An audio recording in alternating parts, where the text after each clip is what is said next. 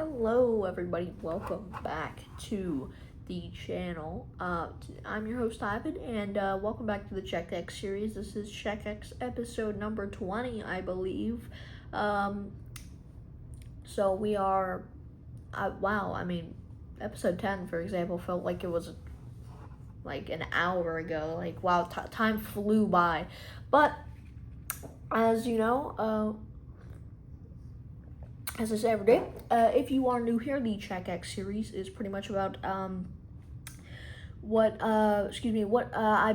CheckX series is me, your host Ivan, tracking what Elon says on X every day, and today we're going to talk about what Elon said yesterday on Wednesday, December 17th, and he posted about 80 times today, something like that, in that range. About 80 times, and about 35 of those on politics, quite a bit actually on Tesla, and quite a bit actually also on AI, or no, actually on SpaceX, excuse me. But we're going to get right into starting off with Tesla, as we pretty much always do, and automotive technology in general. Starting off with LiDAR, Elon said that it is amazing that some companies are still betting on LiDAR, and also he maintained that LiDAR in cars is freaking stupid, expensive, unnecessary, and becoming worthless once vision is solved. And also he noted, however, that SpaceX developed its own LiDAR from scratch and uses it for Dragon to navigate and dock with the space station, the ISS, arguing that in that scenario, LiDAR makes sense. With more on FSD and robotaxis, Elon agreed that a major step change is coming for FSD, on a much larger scale. And also in response to a prediction about Tesla having 1 million robotaxis on the road by the end of 2035, he replied, "Yeah," indicating he's expecting it to be a hell of a lot more than that. And also, let me check if I'm recording again. Yep, we're good. That's not bad. Anyway, moving on. He also reposted a South Korean government official's reaction that FSD drives as well as most people and already feels like a completed technology. And also, he reposted an account from an airline captain detailing how FSD supervised changed his vehicle use, allowing him to drive home safely after late flights, which is pretty interesting. Hearing it from different job perspectives. And also, he reposted an engineer's account noting that easy access to try autopilot in 2018 was one reason the engineer joined the autopilot team. And then moving on with company status and history, as a general thing, he reposted a headline predicting Ford and GM would overtake Tesla by 2025, adding, a while back, by the way, and adding that might want to study that question a little harder next time. And also he posted a 2011 clip where he predicted that Tesla would be an American car company and the US could be proud of, leading in automotive technology. And also he reposted a clip highlighting the immense challenges in founding Tesla, mentioning he still has mental scar tissue from that tough period. And moving on with other automotive and financial stuff, he reposted news that the Cybertruck earned the Insurance Institute for Highway Safety top safety pick, scoring higher than any other pickup truck, which is also very cool to see. And also he responded bullseye to a post that described a past low point for Tesla stock as a generational buying opportunity. And also he stated that Bill Gates placed a massive short bet on Tesla, which was 1% of the total shares, which might have cost him over $10 billion. And also he said, good idea concerning Coinbase's decision to reincorporate in Texas from Delaware. And also he reposted a point explaining that solar energy is very much underestimated because the sun powers almost all of the entire ecosystem. Almost the entire ecosystem, and moving on with SpaceX, Starlink and space exploration here. Starting off in terms of Starlink expansion and status things, he stated that Skynet is officially online after a Falcon 9 launched 29 Starlink satellites, and Starlink reached 8.6 million users. And also, he reposted news that the Starlink Direct to Call feature will connect more than 170 million people across 14 countries in Africa, which is a big expansion. And also, he quoted the president of SpaceX, saying that SpaceX is providing connectivity to the least served. And more on future civilization and space infrastructure, which we've also talked about in the last couple episodes. Obviously, for the last tons of episodes, honestly. And he posted an argument that civilization must go multiplanetary and interstellar to escape scarcity and achieve Star Trek level abundance. And also, he agreed that the end of poverty starts when the system stops chasing currency and runs on watts and tonnage. And he also said yes to the argument that the scale of the 50 to 100 gigawatts per year building data centers in space becomes cheaper than on Earth, primarily due to regulatory delay differences. And a couple things on Mars here. He reposted the news of NASA's Mars Reconnaissance Orbiter snapping its 100,000th image. And also, he said that humanity setting foot on Mars will be a glorious day for civilization. And also, in terms of company strategy, Elon reposted a clip on how Gwynne Shotwell, excuse me if I'm pronouncing that wrong, the president of SpaceX, was named one of the most powerful women of 2025. And also, he reposted his own 2013 email advice on selling SpaceX stock, recommending employees only sell what they need to improve their standard of living.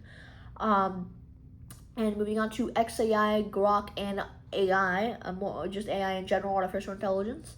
Starting off with Grok utility and performance, and a couple updates here. Elon reposted a user's experience detailing how Grok successfully guided them through complex Italian bureaucracy and document registration. And also, he reposted news that Grok 4 outperforms top AI models in truth-seeking and cautious reasoning. And he noted that Grok has a massive token usage on our Open Router, which we've also talked about a lot.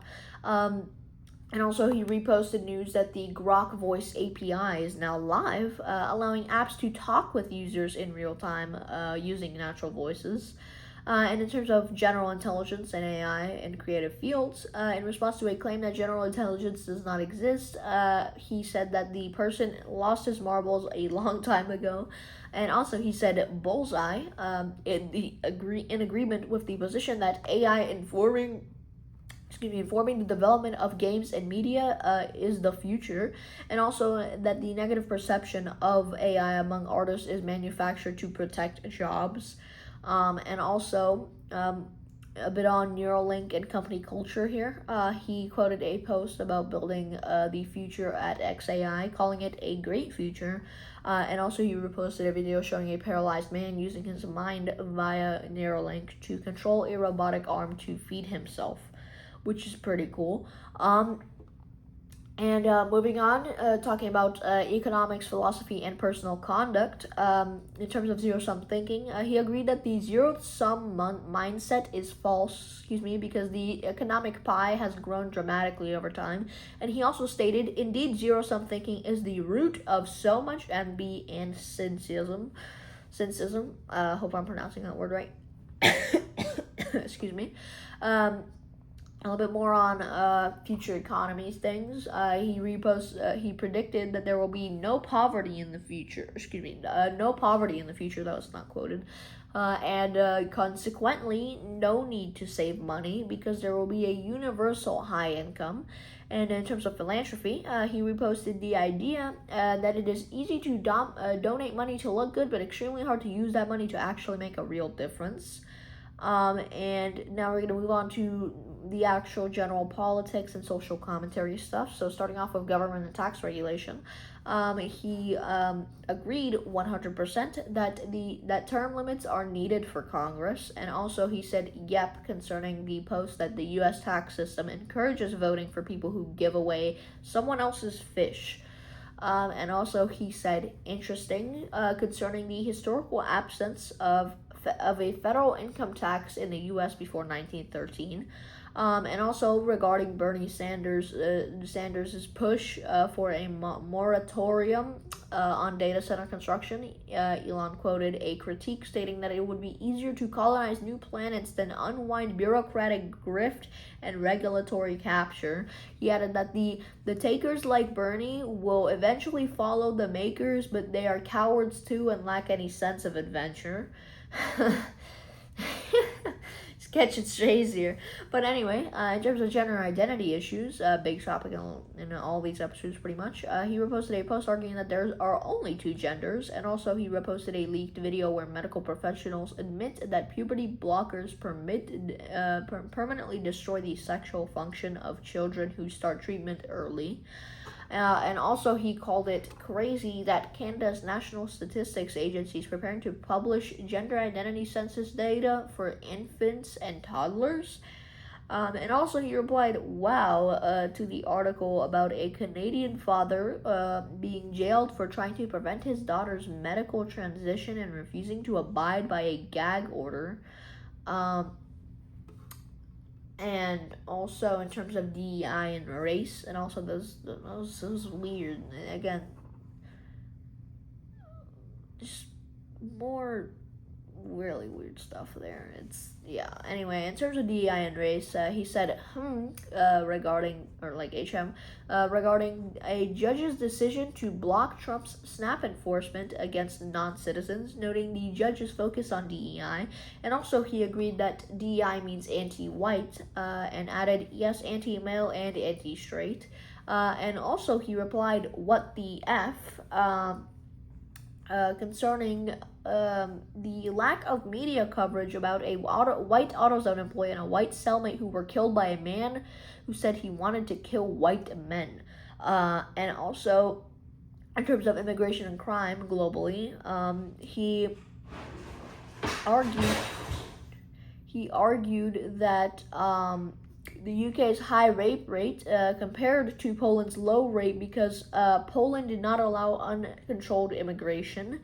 And also he stated exactly in response to the observation that the British government and judicial system have utterly failed to protect its citizens. And also he posted multiple accounts of severe crimes committed by immigrants in Europe in general, and also in the UK, including sexual assault. And also he said Hungary's move to criminalize groups assisting illegal immigrants stops Soros law wise. And in terms of censorship and domestic crime, in response to news of a ex-user jailed for anti-immigration posts in the UK, he said the UK government and judiciary is broken and that honesty is the best policy. And also he replied demons to and two exclamation marks to the story of teens who laughed while running down a retired police chief. And also Elon replied that a woman shoving razor blades into bread loaves could have hurt a child. And yeah, a couple things on like just grok art and movies, just miscellaneous stuff. But yeah, that pretty much wraps up episode number 20. At least I hope this is episode number 20. I might have forgotten again. I don't know. I really need to start checking. But if you guys made it all the way to the end of this episode, I dearly appreciate you. Thank you for watching and listening to me all the way through. At least I hope you did. Anyway, yeah, that pretty much wraps up this CheckX episode. And I hope to see you guys tomorrow. And I'll see you guys tomorrow if you guys are able to come back. Welcome back anytime, I guess. And by the way, if you haven't watched my other episodes, you can go back and watch them, by the way, if you want just like a sequence of events, I guess. If this is your first time here or second time here. So, yeah. But in general, I will see you guys tomorrow, hopefully, for episode number 21. See ya.